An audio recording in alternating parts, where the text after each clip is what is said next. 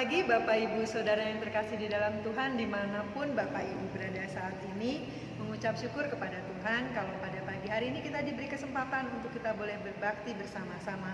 Walaupun secara jarak yang berjauhan, namun kita bersyukur Tuhan tetap menolong kita agar kita terus mengikuti ibadah di setiap minggunya. Kita akan memulai ibadah kita pada hari Minggu ini 11 Oktober 2020 dengan judul khotbah Pola Hidup Kasih Karunia yang diambil dari Matius 5 ayat 16 sampai 20.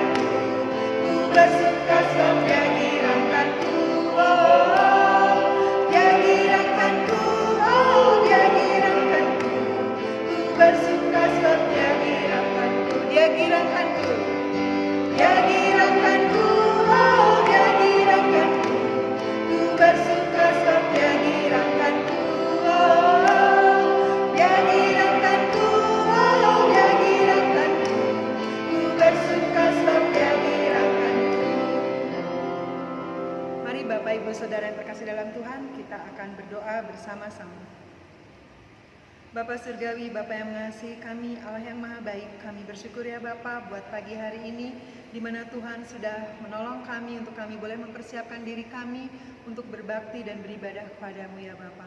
Kami bersyukur ya Tuhan untuk setiap hal yang baik, setiap segala sesuatu yang sudah Tuhan berikan kepada kami, segala kemurahan yang Tuhan berikan kepada kami ya Bapa. Kami mengucap syukur Tuhan, kami mengucap syukur untuk gereja ini Tuhan yang memfasilitasi kami untuk tetap beribadah kepadamu ya Bapa. Kami mengucap syukur ya Tuhan untuk keluarga-keluarga kami yang terus mendukung kami dalam pelayanan kami ya Tuhan. Kami mengucap syukur ya Bapa untuk setiap kebaikan-Mu melalui pekerjaan kami, melalui rumah tangga kami, melalui anak-anak kami ya Tuhan. Tuhan Yesus yang Maha Baik, Allah yang Maha Kasih, pada saat ini Tuhan kami menyerahkan ibadah kami dari awal, pertengahan hingga akhir. Biarlah Tuhan sendiri akan beracara. Biarlah Roh Kudus-Mu sendiri yang bekerja dalam setiap hati kami ketika kami menaikkan puji-pujian, ketika kami berdoa, ketika kami memberikan persembahan, dan ketika kami mendengarkan sebagian daripada firman Tuhan yang akan disampaikan oleh Pendeta Kastasi Tepu ya Tuhan. Biarlah Engkau saya akan mengurapi hamba-Mu yang akan menyampaikan firman-Mu ya Bapa, agar kami boleh semakin hari semakin taat dan beriman kepadamu ya Bapa. Terima kasih Tuhan Yesus, sempurnakanlah doa kami yang jauh daripada sempurna ini. Karena hanya di dalam nama Tuhan Yesus kami sudah berdoa dan mengucap syukur. Amin. Bapak Ibu yang terkasih dalam Tuhan, sungguh mulia nama Tuhan. Dialah yang termulia dari segalanya. Juru selamat yang kita puja. Kita masyurkan kasih-Nya. Dia Allah yang Maha Kudus. Kita pujikan nyanyian pujian nomor 933. Mulia namamu Tuhan.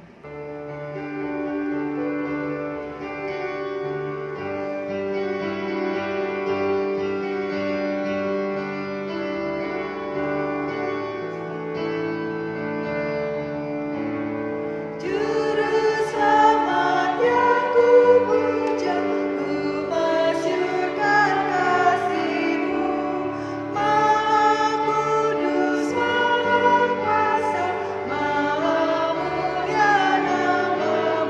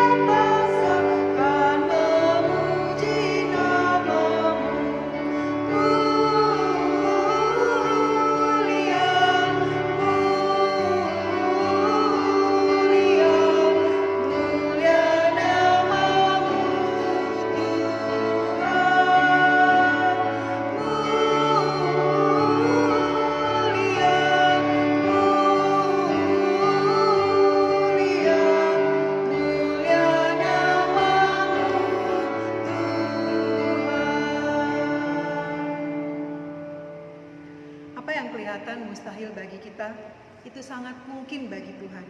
Karena tidak terbatas kuasa Tuhan. Semua dapat Dia lakukan. Bukan karena kekuatan kita kalau sampai saat ini kita ada. Bukan karena kemampuan kita kalau kita saat ini boleh berhasil. Tetapi semua itu karena kuasa Tuhan. Nyanyian mujizat itu nyata.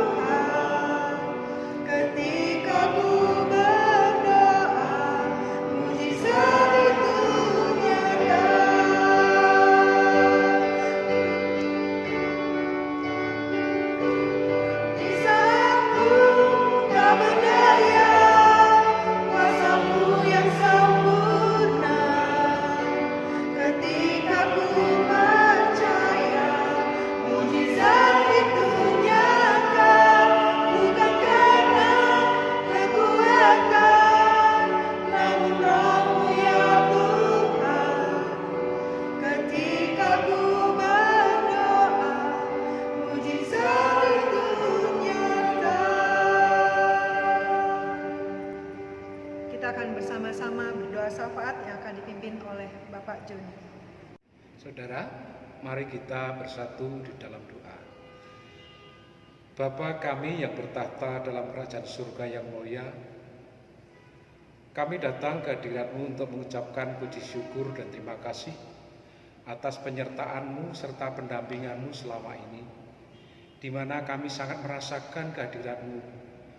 Bapa, kalau saat ini kami beribadah masih memakai daring, tapi kami percaya Bapak bahwa sarana apapun yang kami pakai, apabila disertai dengan kesungguhan hati untuk menghadap kehadirat-Mu, maka Roh-Mu itu ada di tengah-tengah kami, sehingga tidak mengurangi kualitas dari ibadah kami. Bapak, kesehatian kami saat ini untuk mendoakan permasalahan-permasalahan yang kami hadapi, demikian juga bersyukur atas apa yang sudah Tuhan beri. Kalau saat ini kami masih merasakan pandemi Corona dan sungguh merupakan satu hal yang sangat kami takutkan, tapi Engkau senantiasa memberikan hikmat bagi kami semua untuk dapat menyikapinya dengan baik, sehingga apa yang saat ini kami rasakan benar-benar pertolongan-Mu itu ada dalam kehidupan kami.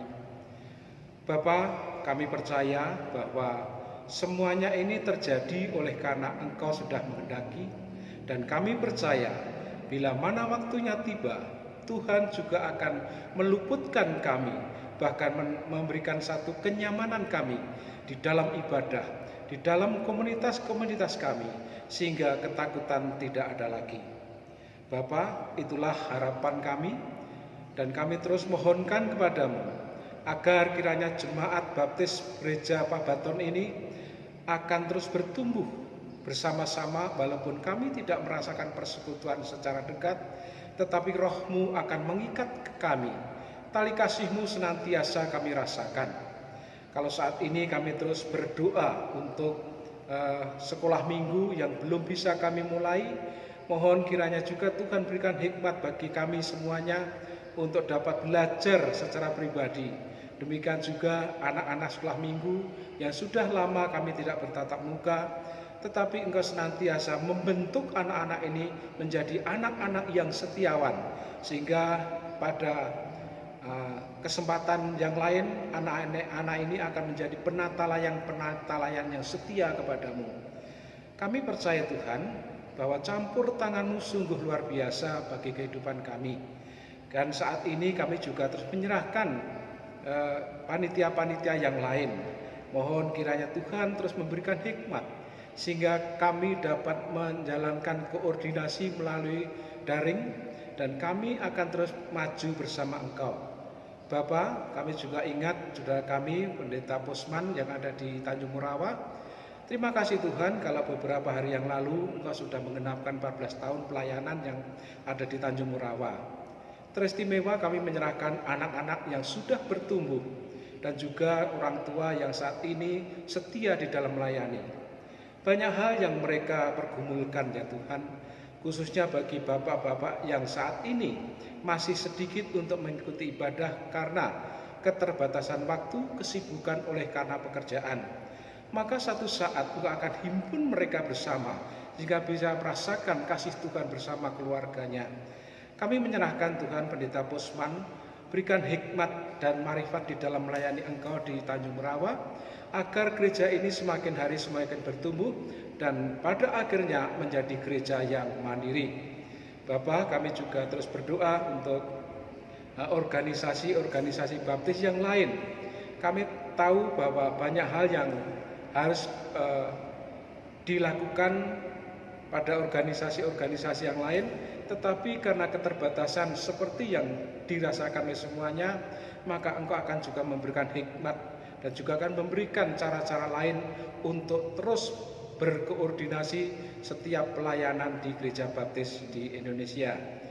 Kami juga menyerahkan rekan-rekan kami yang saat ini masih sakit, mohon kiranya Tuhan akan jamah, Tuhan hadir dan Tuhan berikan kekuatan sehingga Engkau pulihkan. Kami ingat keluarga Ibu Nana yang sedang merasa kesedihan saat ini karena Engkau sudah panggil Ibu Nana pulang ke rumah Bapa. Apa yang sudah diajarkan, kebaikan dan kebenaran yang sudah diajarkan oleh almarhum, tentunya ini juga akan diajarkan pada anak-anak dan cucu-cucunya kelak. Sehingga kebaikan itu akan tetap ada, kebenaran itu tetap ada, sebagaimana firman-Mu yang ada dulu sampai sekarang.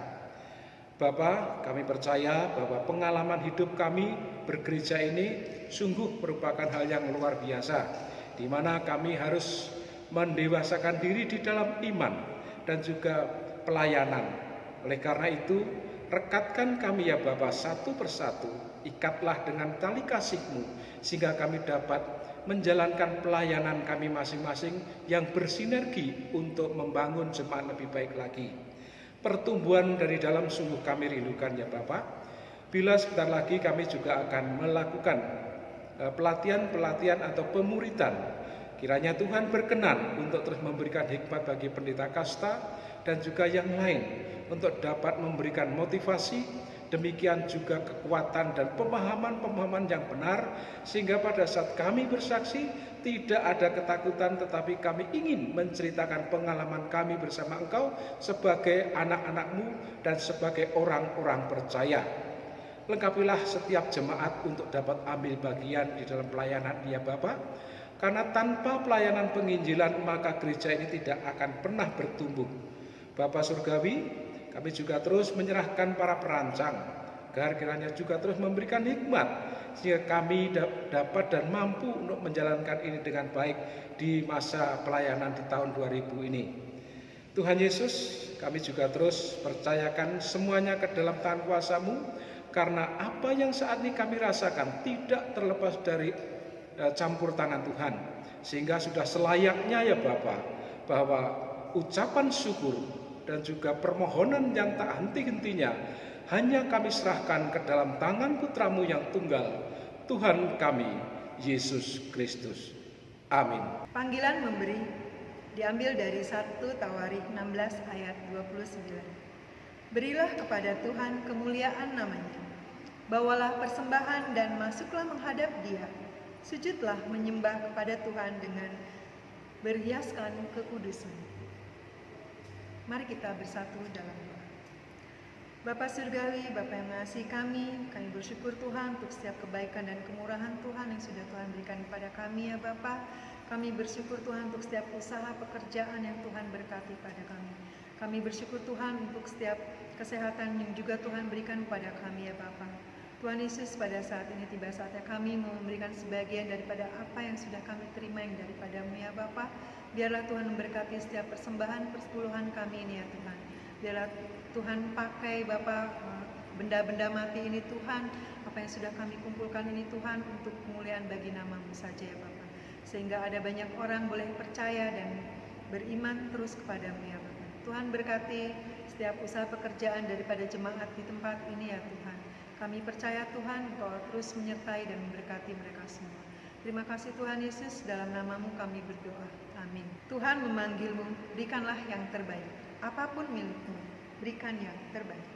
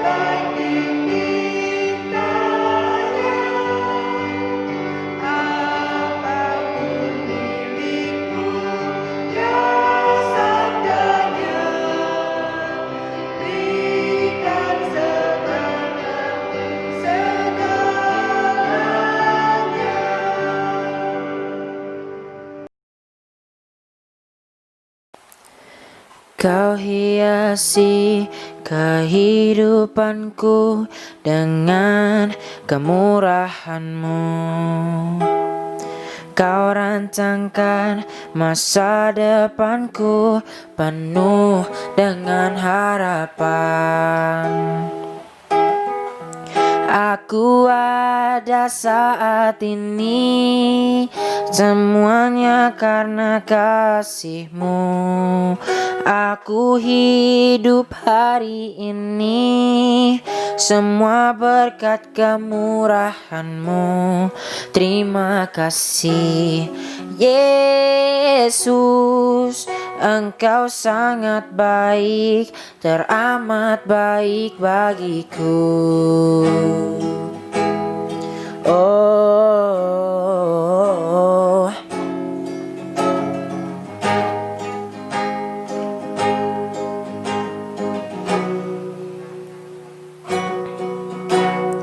Kau hiasi kehidupanku dengan kemurahan-Mu. Kau rancangkan masa depanku penuh dengan harapan. Aku ada saat ini, semuanya karena kasih-Mu. Aku hidup hari ini, semua berkat kemurahan-Mu. Terima kasih Yesus, Engkau sangat baik, teramat baik. Aku ada saat ini, semuanya karena kasih-Mu. Aku hidup hari ini, semua berkat kemurahan-Mu.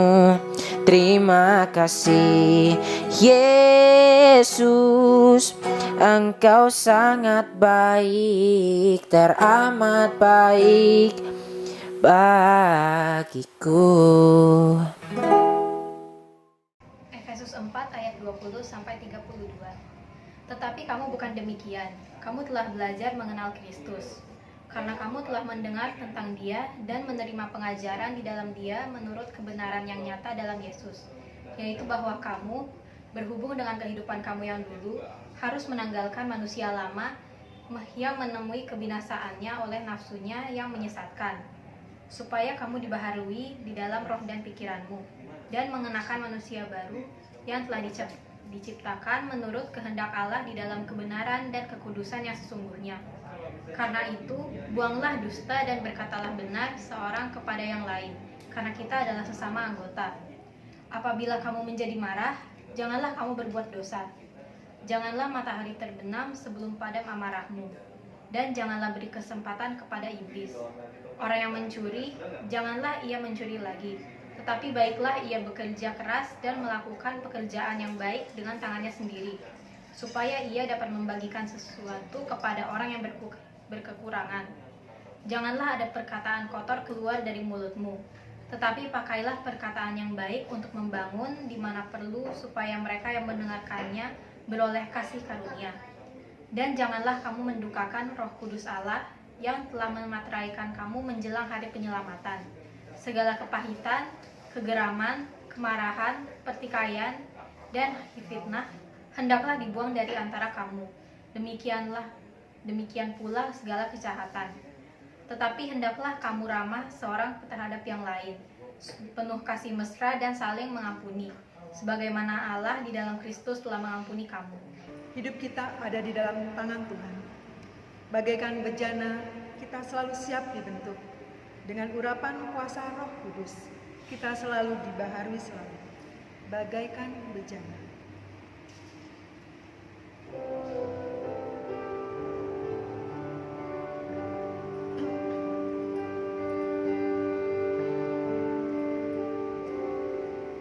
Bagaikan bejana, siap dibentuk, demikian hidupku di tanganmu. Dengan urapan kuasa Roh-Mu, ku dibaharui selalu. Jadikanku Allah dalam rumah-Mu, inilah hidupku di tangan-Mu. Bentuklah seluruh kehendak-Mu, pakailah sesuai rencana-Mu.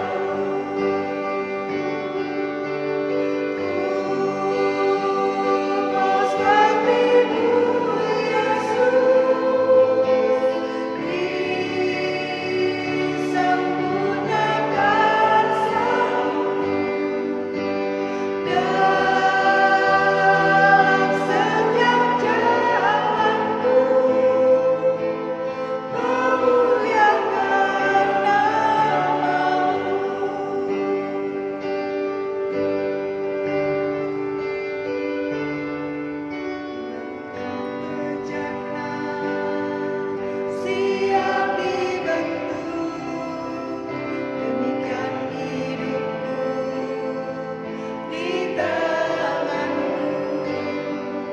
Dengan urapan kuasa Roh-Mu, ku dibaharui selalu. Jadikanku Allah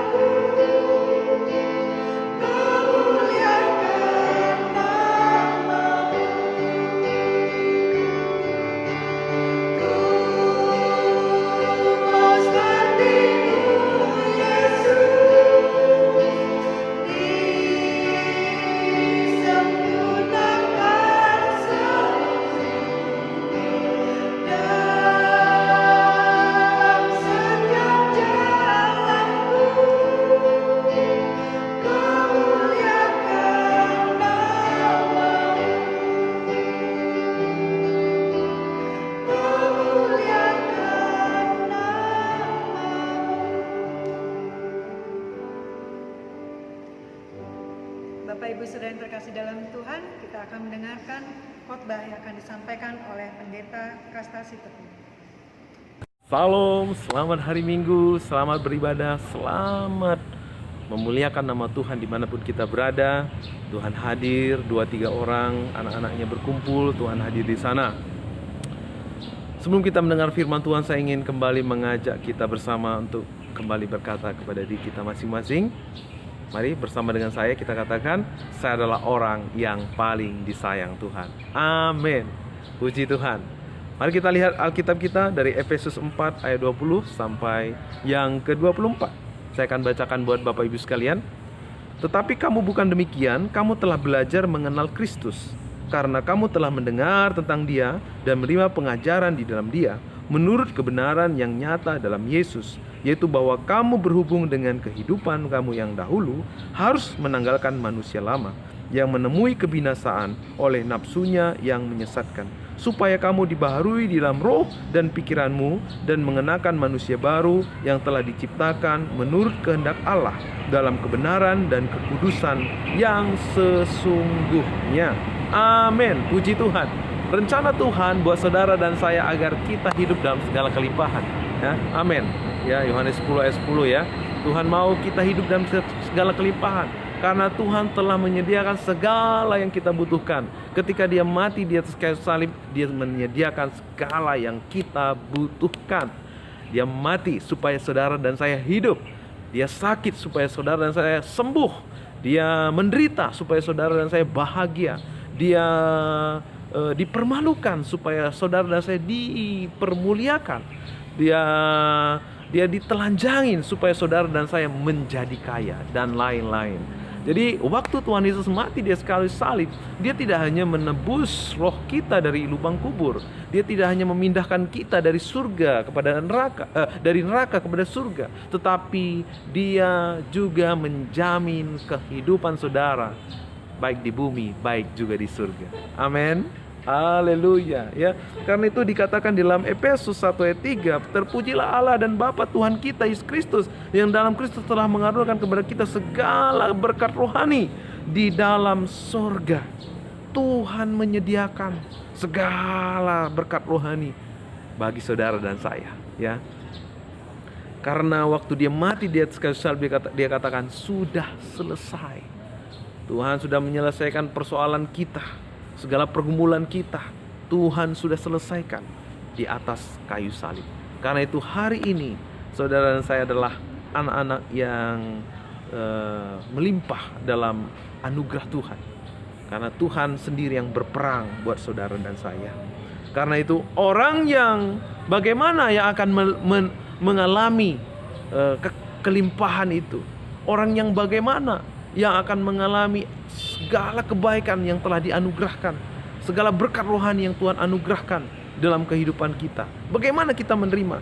Roma 5 ayat 17. Orang yang menerimanya adalah orang yang menerima kelimpahan kasih karunia dan anugerah kebenaran ya.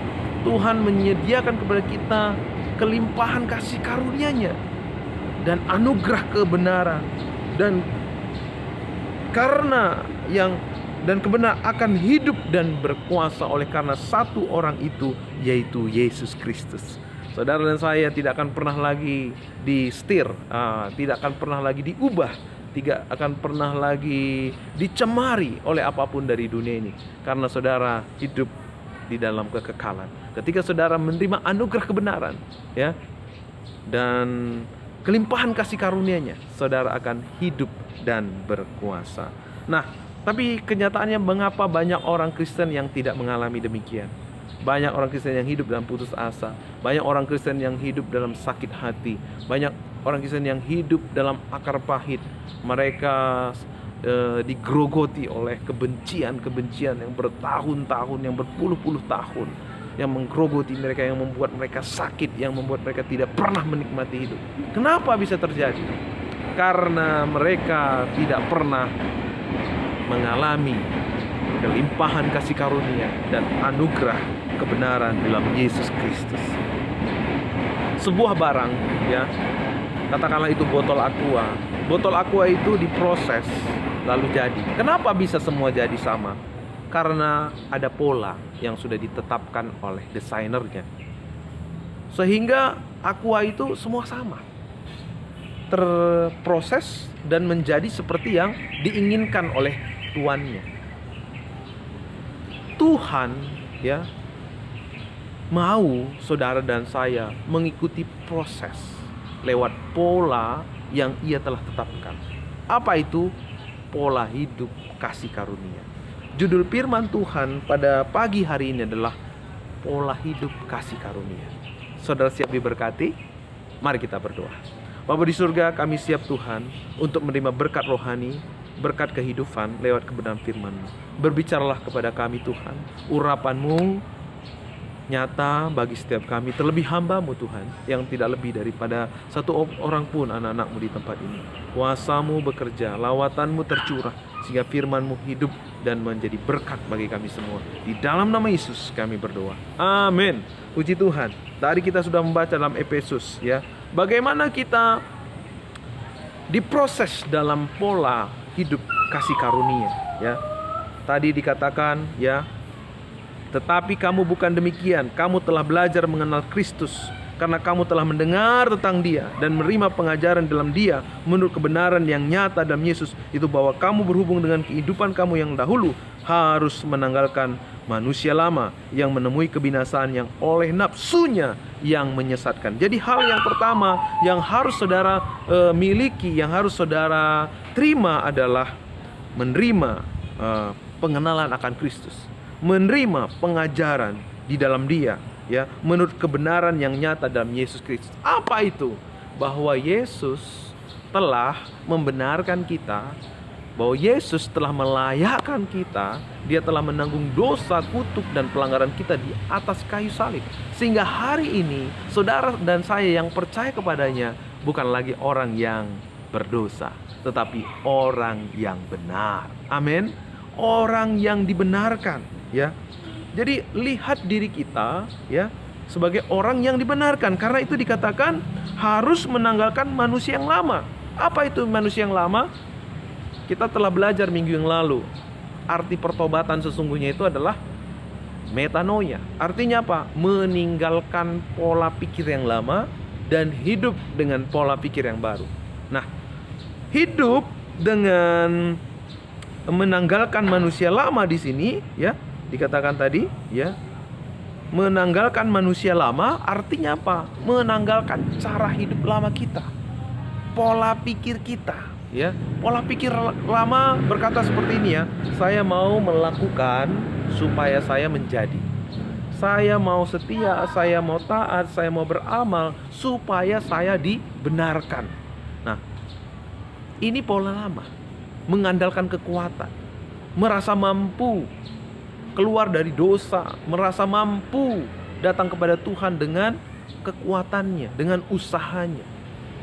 Sehingga orang yang demikian tidak membutuhkan karunia Allah. Dia tidak membutuhkan, sesungguhnya dia tidak membutuhkan Allah dalam kehidupannya. Tapi arti di sini mengenakan manusia baru,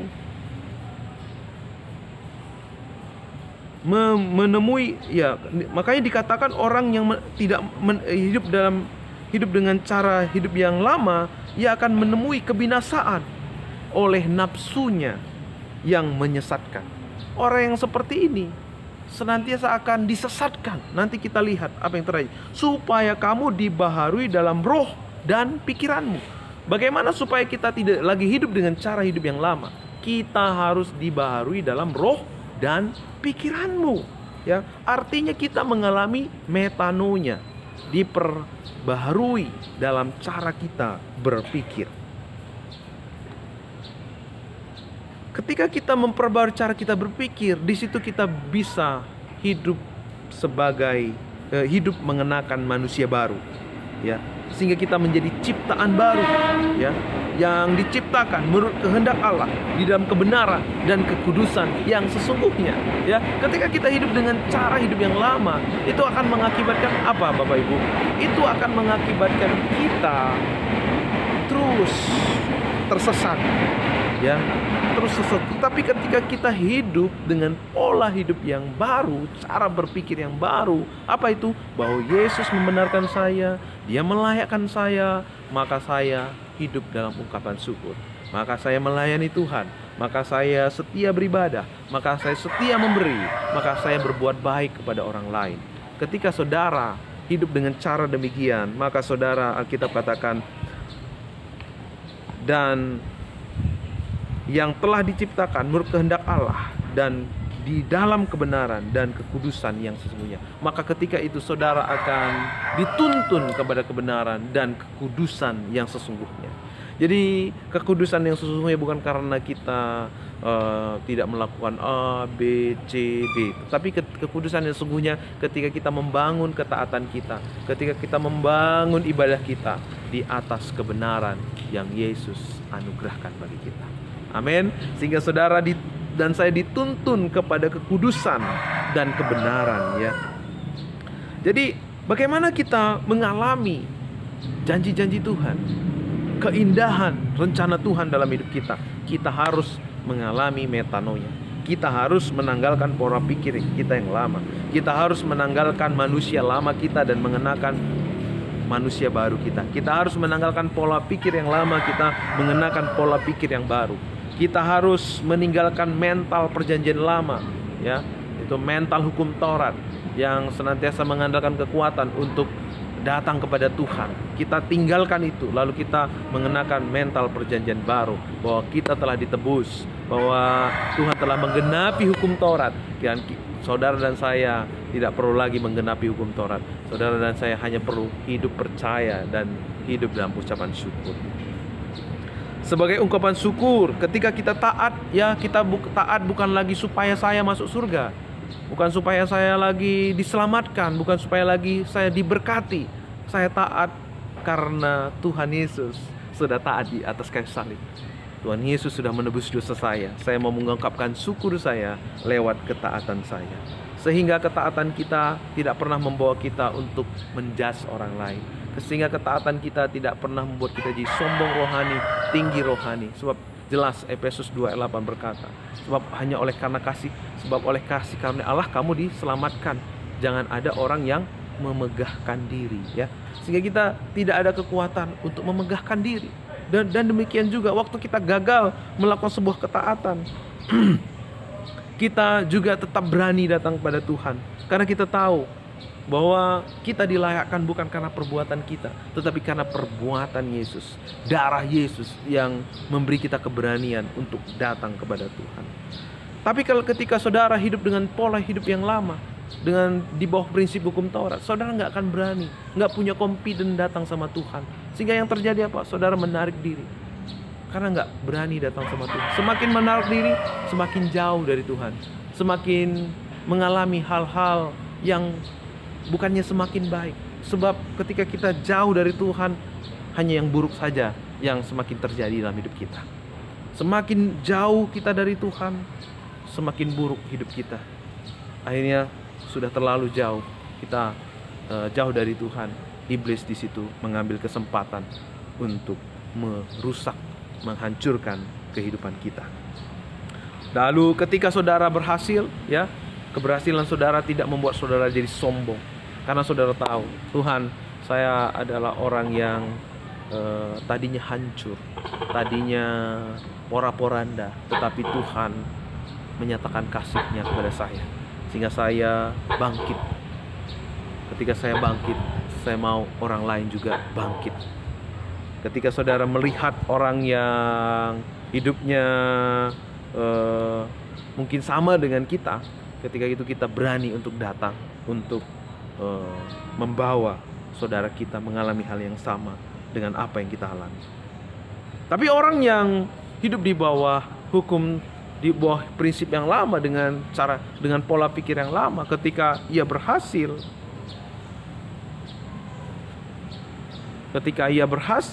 ya, keberhasilannya itu membuat dia akan menjadi sombong.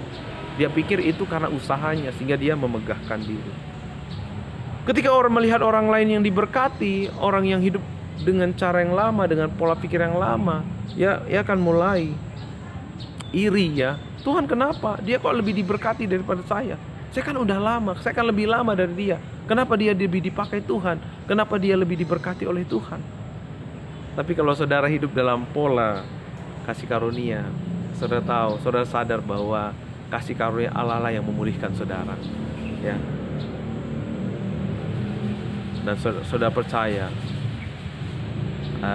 kelimpahan kasih karunia Allah, sehingga ketika orang lain diberkati, saudara tidak iri hati. Saudara akan melainkan saudara percaya kalau si anu diberkati, maka Tuhan juga punya berkat yang sama kepada saya. Kalau tiba waktunya, Tuhan pasti nyatakan berkatnya buat saya, sehingga saudara tidak akan pernah dijatuhkan karena keberhasilan orang lain. Ada orang yang lain yang jatuh justru membuat saudara berbelas kasihan. Karena kita tahu, kita dulu pernah mengalami yang sama, tapi kita diangkat, kita dipulihkan. Sehingga ketika kita melihat orang yang mengalami hal yang sama dengan kita rindu, juga dia akan dipulihkan, akan dibangkitkan dari segala keterpurukan yang dia alami. Tapi berbeda dengan orang yang hidup dengan pola yang lama. Ketika melihat orang lain jatuh, syukurin, mam sekalian, ya kan? Karena apa? Karena ia masih menggunakan pola pikir yang lama, penghakiman pada orang lain. Karena itu Bapak Ibu Saudaraku yang dikasihi Tuhan, mari terima apa yang Tuhan sudah kerjakan di atas kayu salib.